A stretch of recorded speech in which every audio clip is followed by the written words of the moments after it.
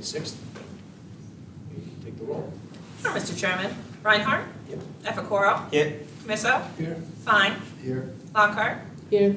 Miller. Present. Plotsky and Simpson are excused this evening. Pearlie. Here. 7 present, Mr. Chairman. Thank you. Now, Vicky may get here, but we'll see. Okay, first item is to approve the previous meeting minutes. Motion. Any questions? No questions? Motion? Second? Second. All right, we got it. All in favor? Aye. Minutes approved. Okay, first item is authorizing amendments to the Albany County Planning Board's list of non-referral items.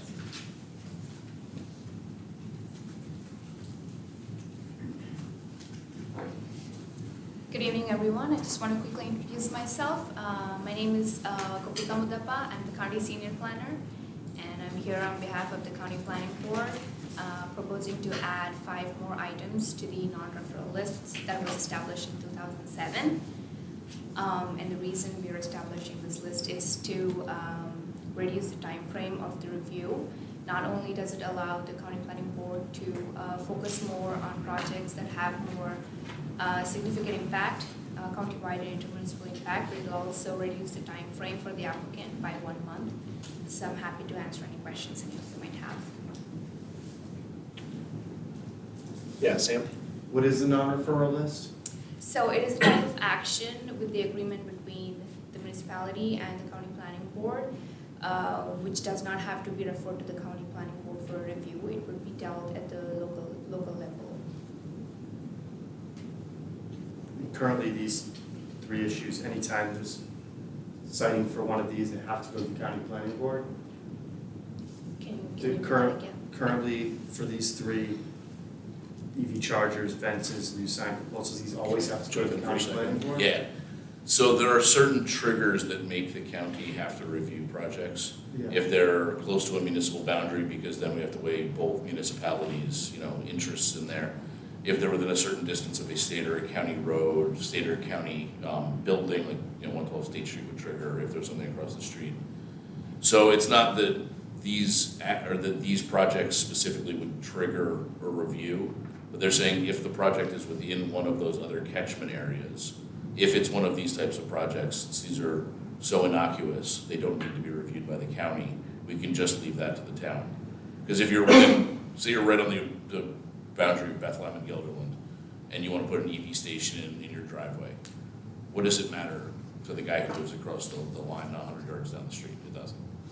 Yeah. Whereas there's other projects that could obviously have an impact. We want to still retain the county review on those levels, but this is just taking some of the basic stuff and making it easier for the homeowners than the businesses. Okay, yeah, that makes sense. I'm curious, because it says fences, would this impact the fence that's being discussed at the Board of Elections? Why? I think this is more just for like if you want to put a fence in your backyard. Okay. I apologize. You mentioned 5 items that would be added. At least my summary only has 4. Could you list the 5 things? Signage, EV charging, Yes, chickens, fences, and Lot line adjustment. How about adding solar panels to that list? Yeah. I think solar panels, I think they're more depending on the zoning district and the zoning allowances, depending on the municipality. I think it differs. So really, if we are going to add that into our list, it might have countywide impact in terms of like glare or screening. Usually when we review a solar project, we don't just send it back to the town.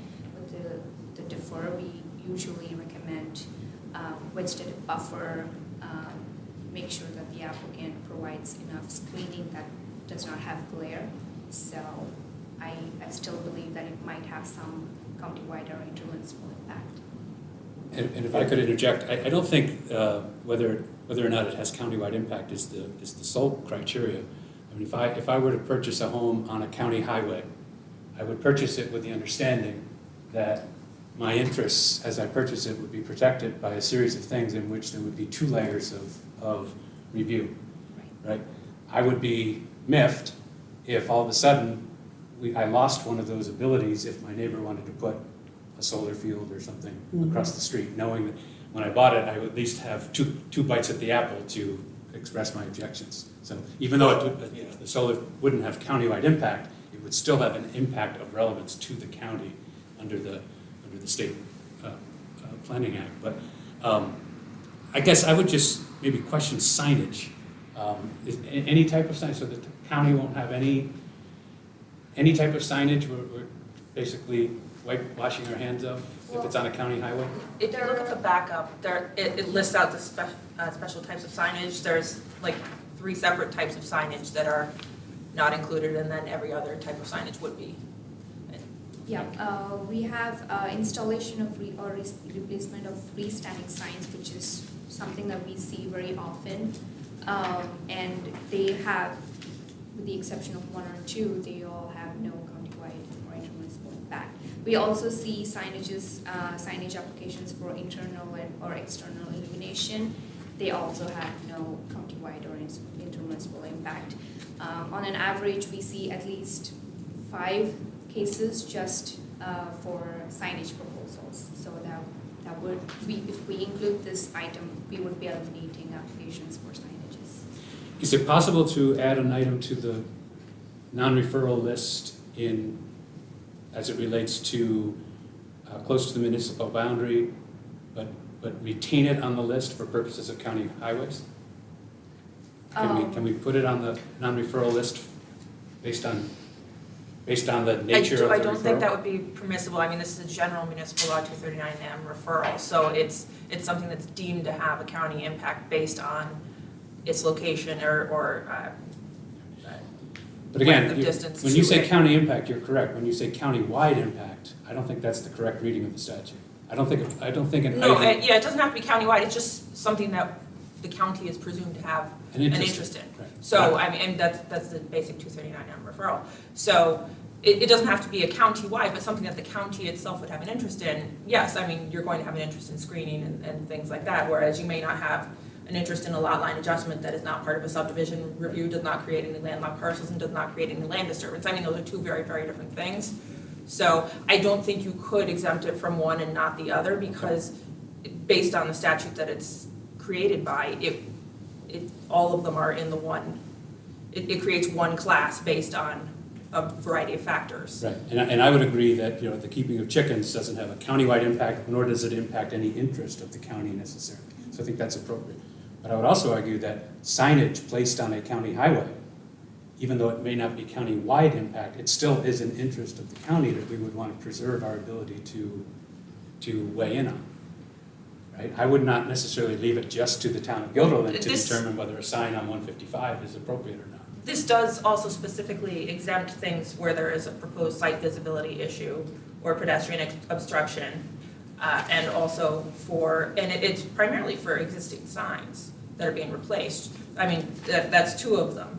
So it's not a huge, really, impact there. I mean, because it does exempt out anything. And same with the, where's the other one? There was another one that says it's Wouldn't a lot of specifically exempted. signage still be covered? But Oh, yeah. it's very limited what they're, Okay. Yeah, this identifying. is only limiting out certain things that really don't affect the county, except if they have that site distance issue. If you're on a corner, like same with the fences. If the fence is on a corner because it then there might be site distance issues, as opposed to my house, which is mid-street, and nobody's gonna care if I put a fence up unless it's literally right up to the roadway, and again, that's a site distance. So absent that, there really wouldn't be a county impact, or a county interest in a potential impact, rather.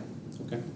To add to that, we're also asking the municipalities to send us an inventory list within 30 days of approval, just so that we have the list of items that they are approving at the local level that are not being reviewed by the board.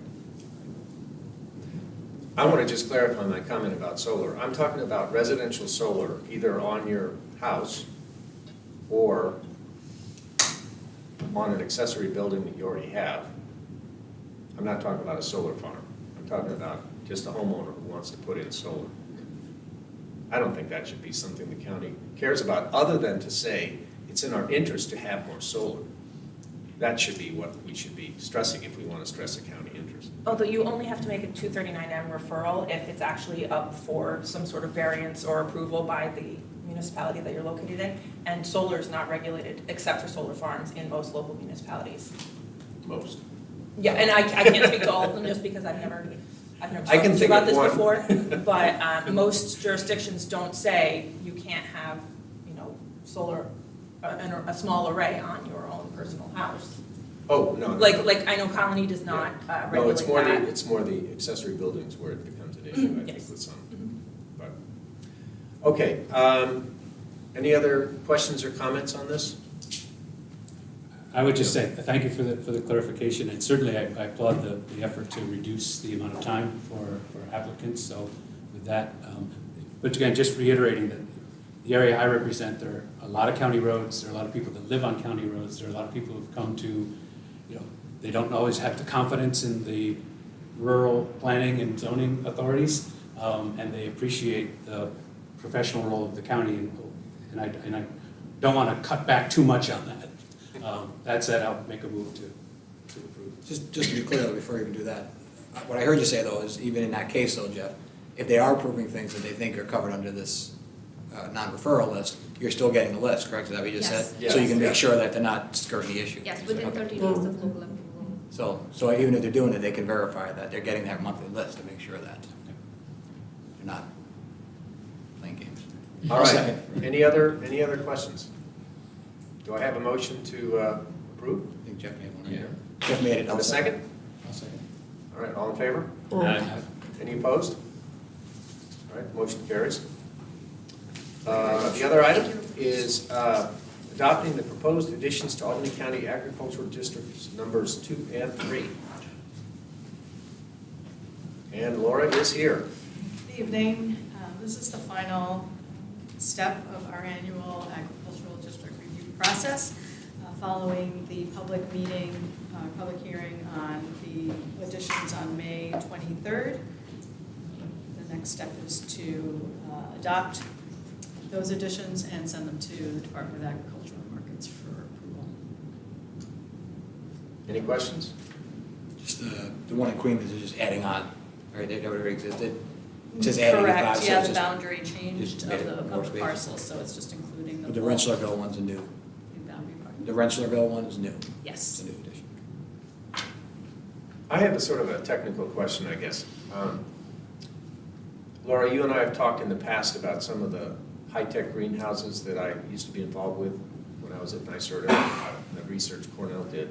If a farmer in an ag district were to want to install one of these glass houses, this is not just the plastic high tunnels, these are high-tech buildings, would that be allowed within an existing agricultural district? Well, the agricultural districts don't determine what's allowed in them. By definition, greenhouses are included in the definition of agriculture in the agricultural districts law. So a parcel with a greenhouse would be eligible for inclusion in the ag district. But if someone who was already in the district wants to put in a greenhouse, there, it doesn't change anything in terms of how they're treated as a part of a district. No, They don't get kicked out because they're No. putting up a building or anything like that. no. No, and in fact, they might be exempted from a variety of code regulations and things that they otherwise would have to comply with because they're in the ag district.